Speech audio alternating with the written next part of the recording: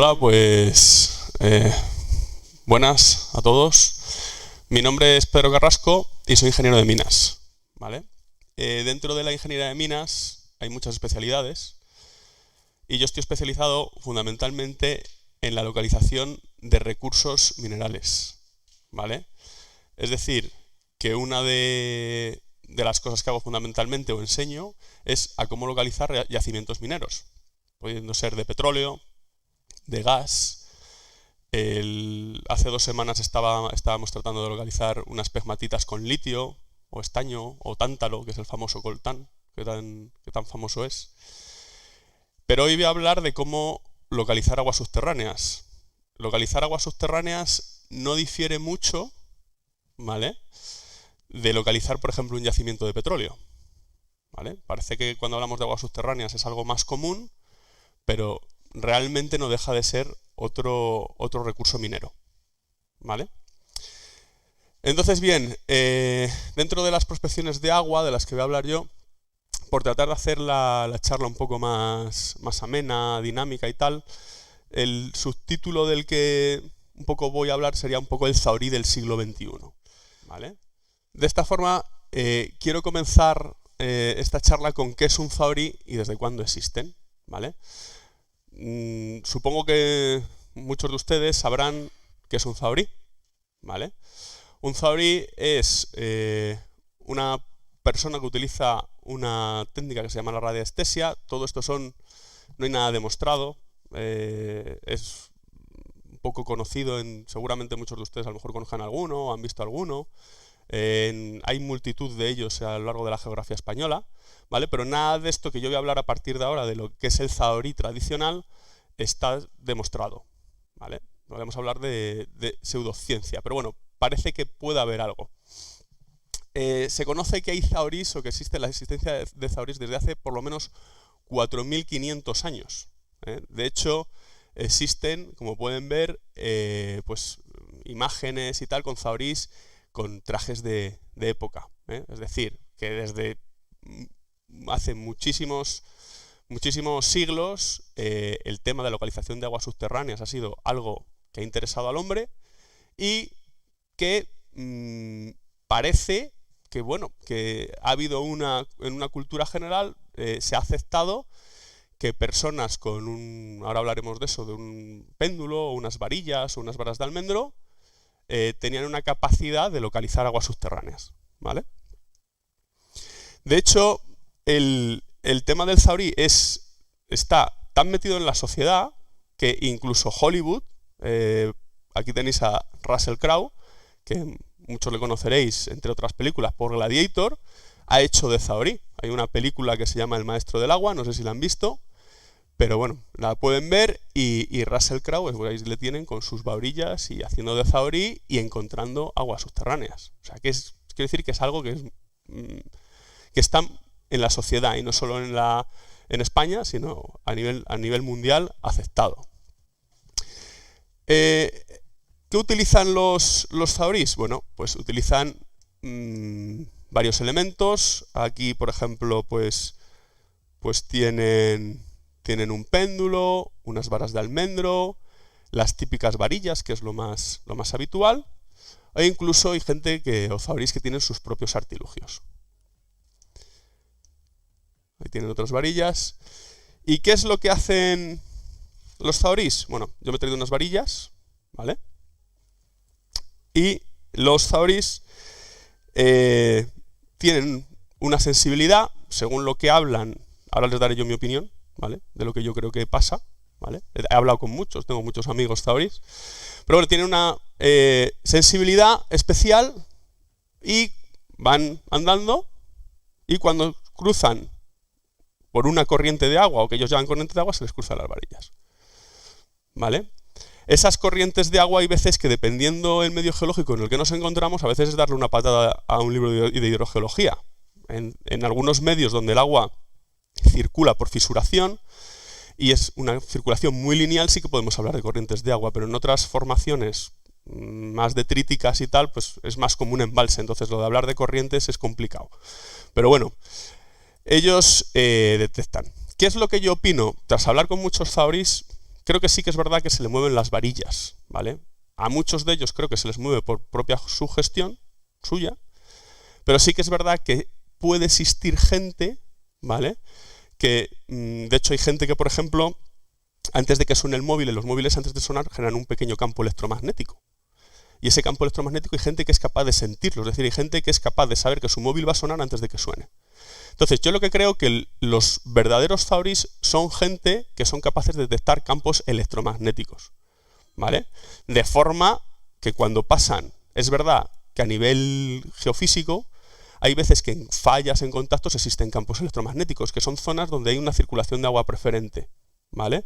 De forma que cuando ellos pasan, al sentir ese campo electromagnético, ¿vale? Se le tensan los músculos girándose las varillas. Eso sería un poco, todo esto, no hay nada escrito, no está demostrado científicamente. De hecho, yo di clase de esto, yo no puedo dar el método Zauri como un método avalado por la comunidad científica.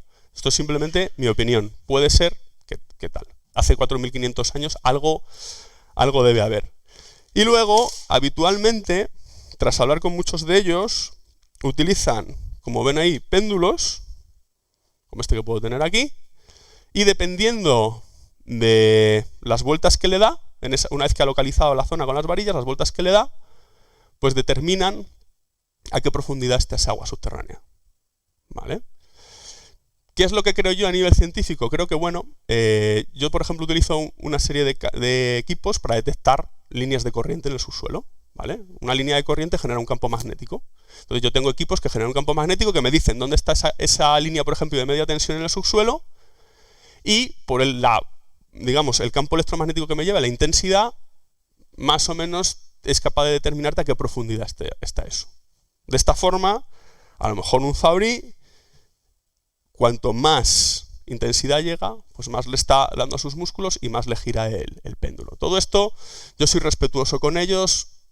Esto es un debate que hay de que si es un cuento chino, si funciona y tal. Pero bueno, yo creo que de haber algo sería algo así. De hecho, esto ya, desde mi punto de vista, que formo parte de la comunidad científica, me es complicado de creer, pero muchos de estos Zauris que existen no solo encuentran agua subterránea, sino que encuentran objetos perdidos, curan enfermedades, encuentran personas, etcétera, etcétera. ¿Vale? O sea, tienen cierto misticismo, esta gente. Pero bien, esto como a nivel anecdótico está bien, creo que puede ser entretenido, un poco distendido el que haya hablado del Zauri tradicional, pero yo no he venido a hablar del Zauri histórico hoy, he venido a hablar del Zauri del siglo XXI. ¿Por qué he venido a hablar del Zauri del siglo XXI? Que puede ser una cosa así. Pues porque hoy día, y hace 4.500 años, o 2.000, o 1.000, o 500, o 100, no había otra cosa. ¿Vale? Pero hoy día esos campos electromagnéticos son capaces de detectarse. Por ejemplo, aquí tengo un aparatito. Esto no cuesta más que 150 o 200 euros por Amazon, que es capaz de determinarme los campos eléctricos electromagnéticos que hay aquí y con su frecuencia. ¿Vale? Con unas varillas, si alguien tuviera el poder detectar un campo electromagnético, bueno, y ese campo electromagnético, qué frecuencia tiene, qué intensidad, hoy día eso es medible. ¿Vale? Entonces, aquí que estoy yo, por ejemplo es un equipo que lo que me permite es determinar dónde hay fracturas. Cuando estamos en medios ígneos o metamórficos, granito, gneisses, tal, cuando uno tiene una fractura, en esas zonas de fractura, esas roturas, esos movimientos tectónicos que hicieron esa falla, ahí hay agua, se ha disgregado, es mucho más conductor que el medio encajante. Y en ese medio conductor, por tema físico, se generan campos electromagnéticos. ¿Vale? Que yo soy capaz de medir, esto que llevo aquí es una antena de campo electromagnético. ¿Vale? Serían, por ejemplo, decir las varillas. Llevo una antena GPS, que es para estar posicionado perfectamente donde estoy tomando las medidas, y esto que ven aquí es un sensor de campo magnético, que me permite ver otra serie de cosas, estructuras geológicas, etcétera. ¿Vale? Entonces, esto que es el Zauri del siglo XXI no sería el Zauri del siglo XXI, esto hoy día lo llamamos geofísico. ¿Vale? Que es lo que soy yo. ¿Qué métodos hay para buscar agua subterránea del siglo XXI? Pues hay muchísimas metodologías. Aquí simplemente tengo muy poquito tiempo.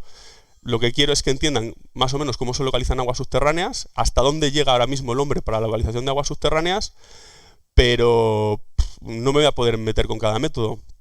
Hay en países que existe un grado que es el de ingeniero geofísico. O sea, son 4 años estudiando esto. Hoy tenemos una hora, pues con que entiendan más o menos cómo se entiende. Entonces, simplemente aquí van a ver una serie de equipos. Este es un equipo de sondeo electromagnético en dominio del tiempo. Este es un equipo de radiodetección. Este es un equipo de tomografía eléctrica. Este es un equipo de tomografía eléctrica también. Unas medidas de tomografía eléctrica que no solo sirven, como os digo, para las aguas subterráneas, sino para arqueología, minería, geotermia, tienen muchas aplicaciones. Esto es un georradar, que quizá dentro del mundo geofísico es la técnica más conocida, porque sale mucho en los medios de comunicación por el tema de la policía científica. Pues en casos como Marta del Castillo, los hijos de Bretón y todo esto, pues ha utilizado el georradar para tratar de localizar dónde se ha enterrado, ¿no? esas personas. Este es un equipo de VLF, esto es un equipo sísmico, esto es un equipo de testificación geofísica, que creo que luego más tarde les hablarán de ello. Y hoy día todas estas metodologías geofísicas están avanzando. Lo que se está haciendo es, los equipos que suelen ser bastante pesados, reducirlos de tamaño, de peso, y tratarlos de acoplar a un dron, ¿vale? El cual te permite hacer muchas medidas en poco tiempo, ¿vale? Y sin necesidad. Muchas veces en minería suele ser bastante, digamos, muy útil, porque suelen ser zonas de mucha vegetación donde es difícil pasar. Con un dron no tienes problema, y a la hora de entrar eso sería otro tema, pero bueno, de entrar en fincas y tal, pues no tienes que entrar en ninguna finca ni pedir ningún permiso. Es un pájaro que vuela, va tomando medidas, ¿vale? Esto, por ejemplo, es un ejemplo esto es a nivel de minería, de cómo estos modelos. Esto es una investigación en Almería de cobalto, para encontrar cobalto. El cobalto es muy importante, muy necesario para el tema de baterías y tal.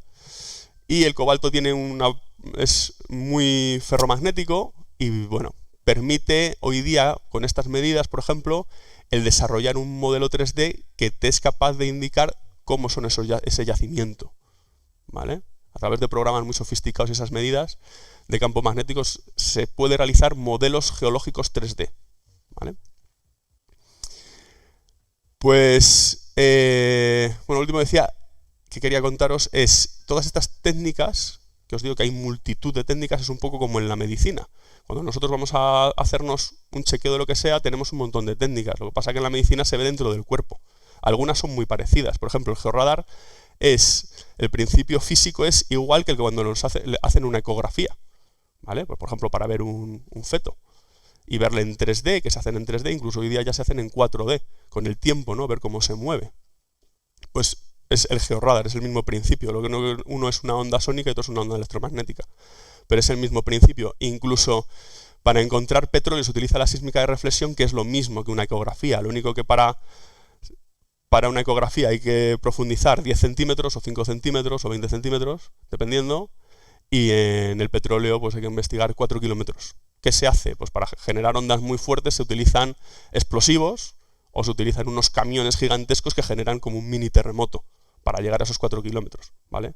En una ecografía simplemente es una pequeña onda sónica que viaja por ahí y si los rebotes se ven, ¿vale? Para entender cómo se localizan aguas subterráneas sí que tengo que explicar un concepto o dos conceptos, que es el de impermeable y permeable, que seguramente muchos conozcan, pero para quienes no los conozcan, pues me gustaría al menos repasarlos. Un material impermeable es un material pues como el de un chubasquero, como tenéis aquí, ¿no? Un material que no deja traspasar el agua. De esta forma, por ejemplo, el granito que tenemos aquí, ¿vale? Sería un material impermeable. Hay más. Normalmente los materiales, no todos, pero lo que son materiales ígneos y metamórficos suelen tener una alta impermeabilidad o son muy poco permeables, ¿vale? Muchos de de nosotros, yo por lo menos, tengo una encimera de granito, de forma que cuando cae agua o se derrama algo, no traspasa, ¿no? Si traspasa, pues imaginaros, ¿no? Todos los muebles de debajo, la lavadora, tal, pues todo le entraría agua, ¿no? Entonces es un material impermeable. Y luego tenemos materiales permeables, ¿vale? Que son materiales detríticos, que se suelen llamar, que aquí en la cuenca del Duero tenemos bastantes, o tenemos formaciones muy importantes de materiales terciarios detríticos, y que son materiales que deja traspasar el agua, como tenemos aquí, ¿no? Pues arenas, gravas, cantos, la arcilla es impermeable, los limos son permeables, pero tienen menos permeabilidad, es decir, granitos, ¿no? Pequeños granos que tenemos. Entonces, ¿qué es lo que pasa? Que estos materiales permeables, cuando llueve, dejan traspasar el agua de forma que entran dentro de la tierra y además dentro de esos poros pueden almacenar agua, de forma que terminan siendo acuíferos importantes. De esta forma tenemos dos tipos de permeabilidad. En el primer ejemplo que hemos hablado del granito, tenemos una permeabilidad que se llama por fisuración, es decir, el agua va por fisuras, es decir, el granito en sí es impermeable, pero en esas roturas que tiene por movimientos tectónicos es por donde puede circular el agua, ¿no? Que ahí sí que podríamos hablar, volviendo a lo de antes, donde el Zabrí, cuando habla de corrientes, sí que son fracturas lineales, y sí que es verdad que si uno hace un sondeo en granito, por ejemplo, si puedes perforar donde estoy yo ahora mismo y que te salga agua, ¿vale? No mucha, pero que te salga depende, a lo mejor hasta para abastecer una vivienda o incluso ganado, no para un regadío, nunca para un regadío, pero te puede salir un agua algo interesante, y sin embargo 5 o 10 metros más hacia un lado no sale nada, o salen 100 litros al día, que es nada, ¿vale? Entonces ahí sí que hay que afinar mucho, digamos, el tiro, ¿vale? Y luego tenemos, que son pues todos los regadíos, o prácticamente todos los regadíos que tenemos están en materiales detríticos en la cuenca del Duero, y es permeabilidad por poros, ¿no? Por decirlo de una manera. Entonces, entre los granitos que tenemos, pues se forman esos huecos que son los que permiten almacenar ese agua, ¿no? Que luego vamos a tratar de extraer con sondeos, ¿vale? Cuanto más gordo es el grano, ¿vale? Es decir, si tenemos cantos, hay más huecos, ¿no? Se quedan más huecos. Sin embargo, si tenemos granos chiquititos, se cierran esos huecos. Entonces, cuando nosotros hacemos un sondeo y nos aparecen niveles de arena o grava, es lo mejor que nos puede aparecer, porque es donde más agua nos va a entrar luego en ese sondeo, ¿vale? Todo esto explicado de la manera más sencilla que sé. Y como ejemplo, les quería comentar un ejemplo a nivel geológico de la ciudad de Ávila, ¿vale? En Ávila, yo soy de Ávila, soy abulense, en Ávila el abastecimiento está un poco justo, ¿vale? El abastecimiento de la ciudad de Ávila, y cuando hay momentos de sequía tenemos problemas, ¿vale? Entonces terminó ahora, pero hace 2 años así, se estableció una mesa de expertos del agua, y a mí me tocaba un poco pues el tema tema subterráneo, ¿no? Era un poco ver si Ávila, desde un punto de vista subterráneo, tiene suficiente agua subterránea como para abastecer Ávila. Para que se hagan una idea, más o menos Ávila puede necesitar unos 150 litros por segundo para su abastecimiento, ¿vale? Entonces, ver si en Ávila existe esa posibilidad. Ávila geológicamente es muy curiosa porque todo esto que ven, Ávila está aquí, ¿vale? Y tenemos una falla que atraviesa, y en el norte tenemos granito y en la zona sur tenemos terciario, ¿vale? De esta forma, con lo que les acabo de contar, toda esta zona de aquí rosa que ven es granito. Y en el granito, por mi experiencia haciendo sondeos, en el mejor de los casos, de forma muy, muy excepcional, se puede conseguir 0,5 litros segundo, 1 litro segundo, y muy, muy excepcional, ¿eh? Muy, muy excepcional. Lo habitual es en un pozo de granito que te dé 5.000 litros al día, 3.000, 8.000, ¿vale? Es decir, para el abastecimiento de una ciudad, imposible, ¿vale?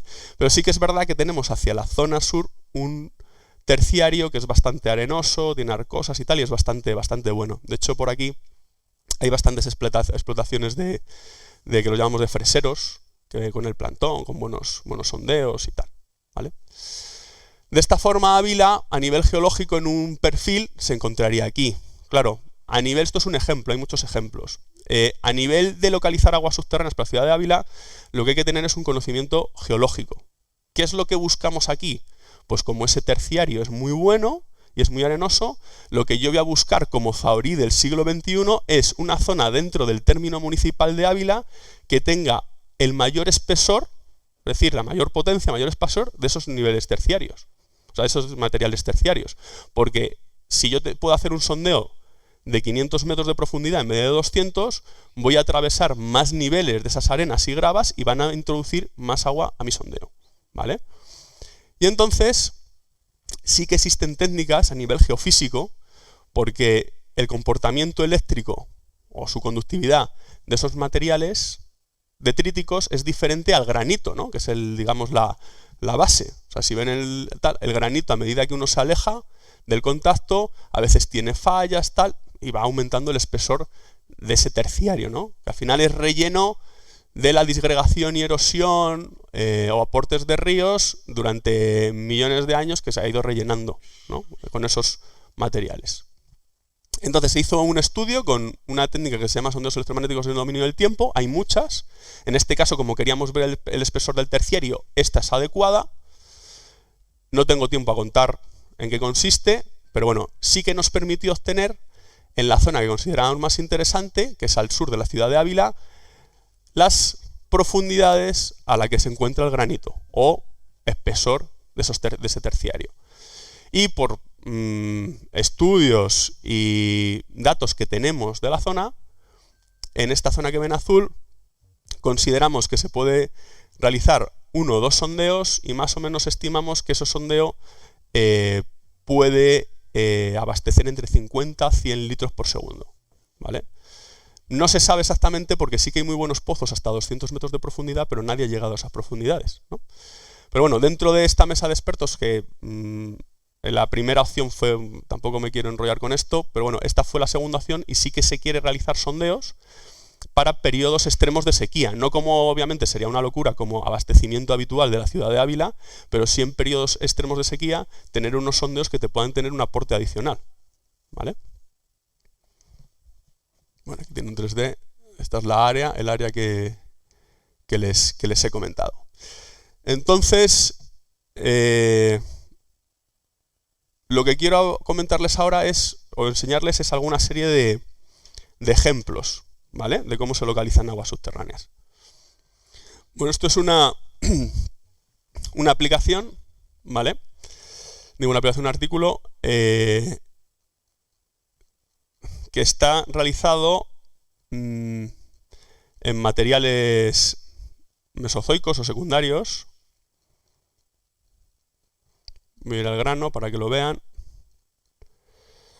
Entonces, ¿qué es lo que pasa? Para localizar aguas subterráneas, como ven, no hay un equipo, una metodología a día de hoy que yo la pongo ahí y me dice cuánta agua hay, ¿vale? Es una mezcla de conocimiento hidrogeológico, geofísico, geológico, ¿vale? Experiencia. De esta forma, dependiendo en el medio geológico que nos movemos, como van a ver en los ejemplos, hay que hacer una cosa u otra.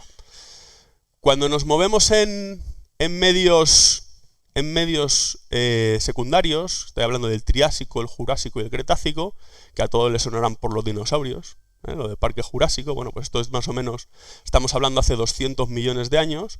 Cuando estamos en estos materiales, pues hay una serie de pisos que cuando uno es un buen hidrogeólogo, pues sabe que en el Jurásico hay un piso que es el Dogger, que son unas calizas que están muy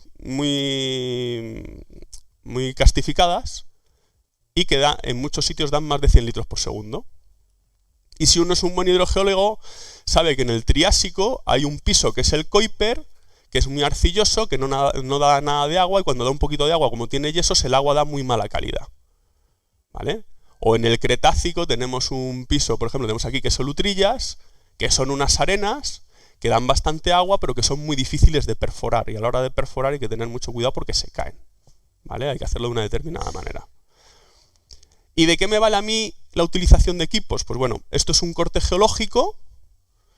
¿Y cómo se vería con las medidas que yo hago? ¿O que hace un geofísico? Pues de esta manera. El Triásico es muy conductor, el Jurásico conduce muy mal la corriente, que esos son estos colores azules, y el Cretácico está entre una cosa y otra. De forma que este corte geológico que ven aquí se vería de esta manera. Y de esta forma, como un buen hidrogeólogo sabe que la formación o el acuífero mejor es este de aquí porque es el Jurásico, que eso hay que conocerlo, la perforación, si ven, propuesta se propone aquí, que es donde tenemos más espesor de Jurásico antes de llegar al Triásico, ¿vale? Esto es un ejemplo del abastecimiento de un pueblo que de primeras, claro, el pueblo está más o menos por aquí y, claro, el sondeo se hizo aquí.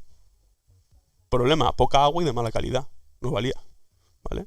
Entonces ya es cuando se decidió hacer un estudio y dónde hacer la perforación. Bueno, hay que alejarse un poco del pueblo y luego llevar el agua hasta allí, pero el agua está donde está. Hay veces que queremos encontrar agua en nuestro terreno y no la hay y es imposible, por mucho zauri que vaya o tal. O sea, milagros no se pueden hacer.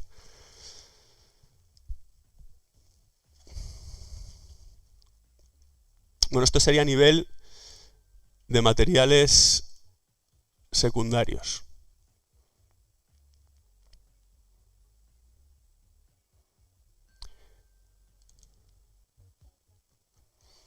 Aquí en la cuenca del Duero, pues sería parecido, ¿no? Cuando se hacen medidas con diferentes equipos, cuando se mide, por ejemplo, la conductividad, las arcillas conducen muy bien la corriente y las arenas, las gravas, los cantos, que es lo bueno para el agua subterránea, la conducen peor. Entonces, mientras esa propiedad podemos ver dónde hay más agua, ¿vale? Viendo los diferentes materiales. Esta es otra publicación. Esta es para el abastecimiento también de otro ayuntamiento, ¿vale? Estamos en una zona de roca, por decirlo de alguna manera, materiales ígneos, metamórficos, y aquí cambia totalmente a lo que hemos visto antes. Esto ya es por fisuración. Nosotros lo que tratamos de buscar es fallas, fracturas, por donde pueda circular el agua, porque si uno coge una piedra de granito, la mete en una bañera y la saca, esa piedra de granito no almacena agua, ¿vale? No es lo mismo si meto arena, una parte que se me iría, pero si la metiera y la dejo ahí y tal, se llenaría todo eso de agua, ¿no? Entonces, ¿qué es lo que buscamos? Esos contactos. Hay equipos que me permiten, como vemos aquí, aunque por colores creo que más o menos se ve, ver contactos entre estructuras geológicas. Pues tengo un material a otro, ¿no? Fallas. En estas zonas son zonas de circulación preferente y son las zonas mejores para hacer un sondeo. Y es muy importante porque, claro, el hacer un sondeo en este tipo de materiales al tuntún, pues las probabilidades de fallo son muy altas. Porque, como os digo, o como les decía, si no hacemos el sondeo en el sitio exacto, tampoco es que sea justo donde estoy yo, pero bueno, con 1 metro arriba, 1 metro abajo, o 2 metros arriba, 2 metros abajo, no vamos a coger esa fisura que al final está en contacto con otras fisuras y es donde está el agua subterránea, ¿vale? Ahí sí que digamos que es mucho más lineal. Este es un ejemplo de una finca en el que se habían realizado ya 4 sondeos, 4 perforaciones, en material, como les digo, granítico, sin encontrar nada de agua, ¿vale? En este tipo de medios geológicos lo que se busca es dar de agua a una vivienda, como decía, ganado, dar de agua a una piscina, un huerto, un pequeño jardín, ¿vale? Tampoco se buscan grandes cantidades de agua porque no las vamos a encontrar. O sea, si alguien en un medio de estos te dice quiero agua para regadío, el estudio ha terminado, ¿vale? Porque es imposible que salga ese agua. Pero en este caso, para que vean cómo se ve una fractura de estas, esto es la resistividad, digamos que cuanto más azul es más conductor y como les digo, esas fracturas, el material está más roto, tiene más agua, tiene más humedad y conduce mejor la corriente. Aquí en estas fracturas hay métodos, como les decía, que se pasa por encima y también se detecta campos electromagnéticos. De hecho, este perfil que ven aquí de conductividades está obtenido a través de la detección de esos campos electromagnéticos, entre comillas, naturales, ¿vale? Entonces, digamos que lo de las varillas hoy día, esa antena, esto se hace con esa antena que lleva atrás, me permite sacar cortes de este tipo, con su profundidad. Y esta zona que tenemos aquí tan conductora es una fractura, donde se perforó y se obtuvieron 15.000, 20.000 litros al día, que para un sondeo en granito es mucha agua, ¿vale? Para otros lados, o sea, si es en un terciario y después de hacer un estudio sacan 15.000, 20.000 litros hora para regadío, pues básicamente me tiran piedras o tomates o me dicen de todo, ¿no? Pero en granito es un gran éxito, ¿vale? O sea, hay que saber dónde estamos, ¿no? Y en qué medio geológico nos encontramos. Otro ejemplo. Este se publicó en la revista INCRA.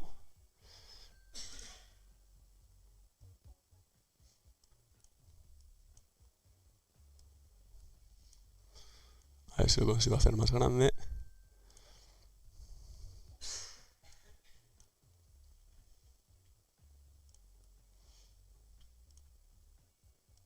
Bien, es este de aquí que creo que más o menos se ve. Bien, esto es un ejemplo real en una zona donde había muy buenos sondeos, ¿vale?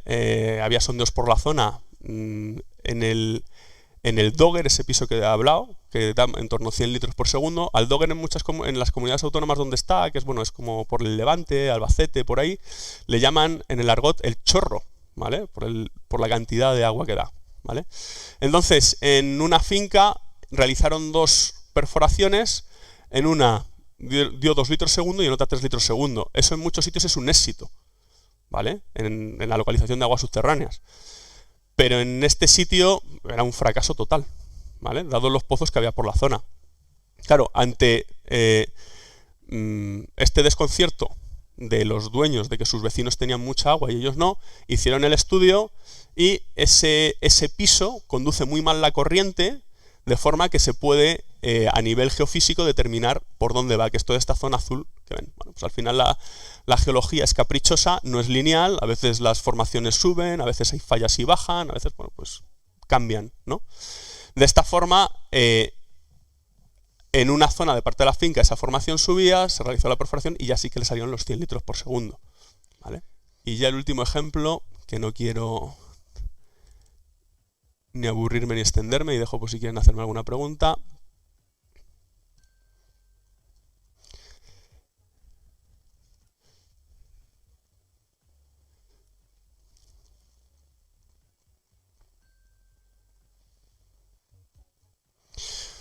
Se pueden utilizar para la localización de aguas subterráneas también otras técnicas. Esto, por ejemplo, es la topografía sacada del modelo digital del terreno, ¿vale?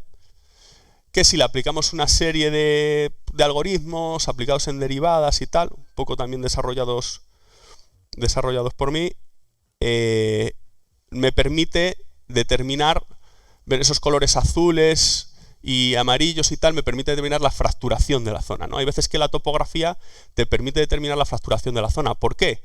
Porque esas fracturas, esas zonas, al estar fracturadas, de cara a la erosión, lo que hacen es se forman bajos. O a veces diques, esas fracturas son rellenadas por diques otros magmas más duros y te generan altos, ¿vale? De hecho, hay muchas veces una pregunta que me hacen mucho es, Pedro, ¿cómo puede ser que el agua esté en los altos? Hay veces que en algunas zonas el agua está en los altos y muchas veces suele ser porque hay un material que se llama cuarcita, que tiene mucha fisuración y da bastante agua y es muy duro. De forma que la erosión no ha podido con él y se ha quedado en el alto. Entonces a veces se extraña, joder, porque todo el mundo tenemos normalmente la intuición o la manera de ver el subsuelo, tratamos que a veces es muy diferente de cómo funciona la superficie, ¿no? Pues el agua para dónde va, hacia los bajos. Entonces, no siempre en un bajo es donde hay más agua subterránea. Entonces la topografía también nos puede ayudar.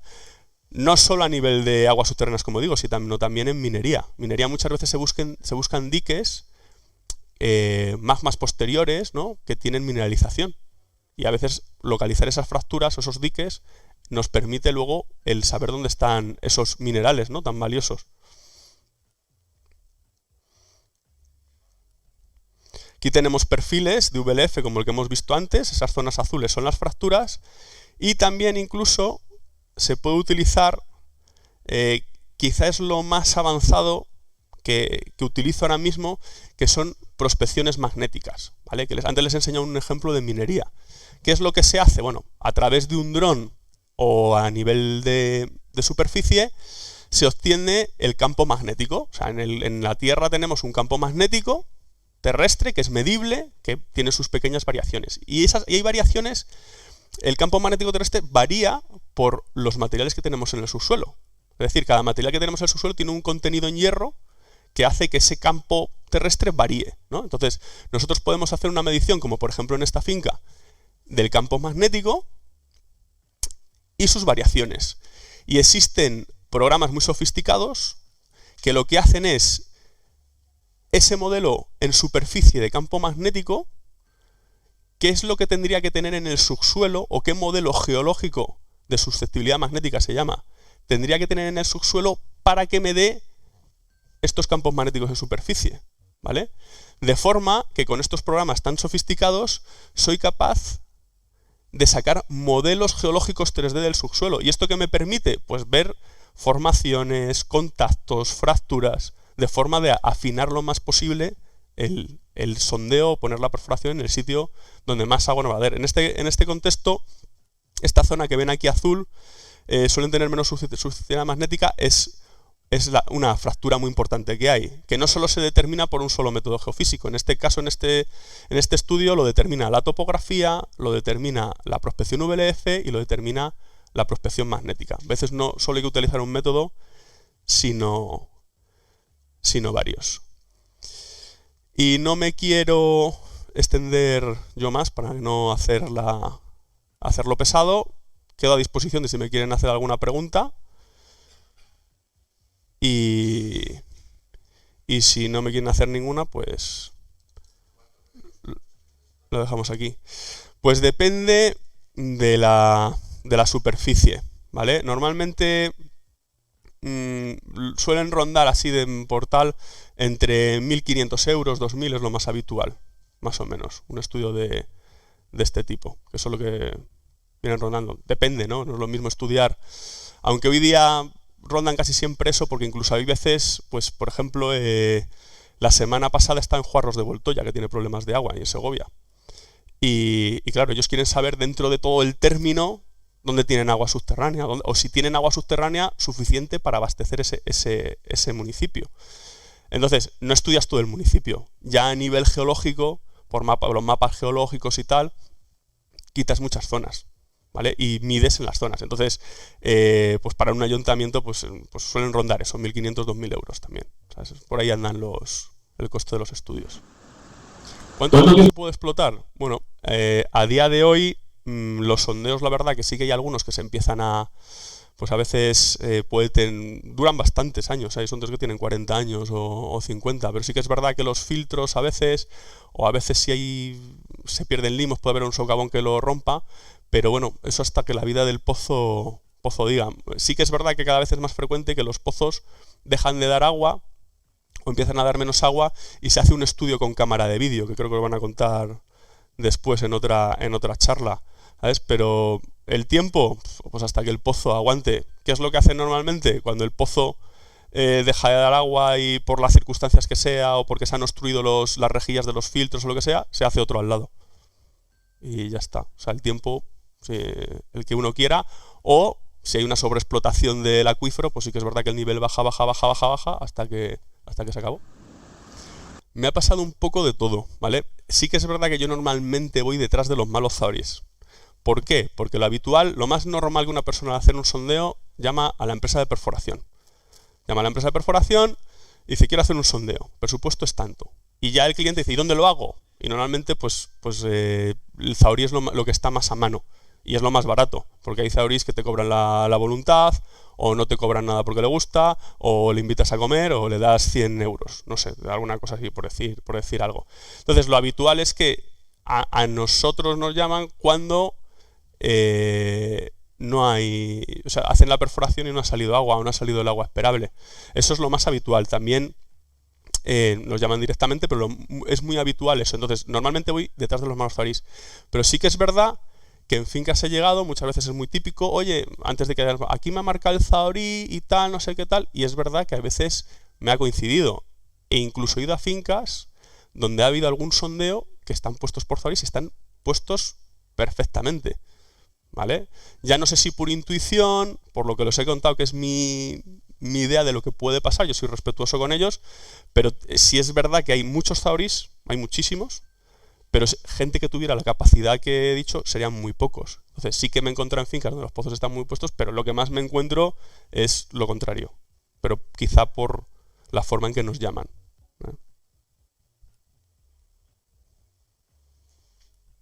¿Más preguntas? ¿No?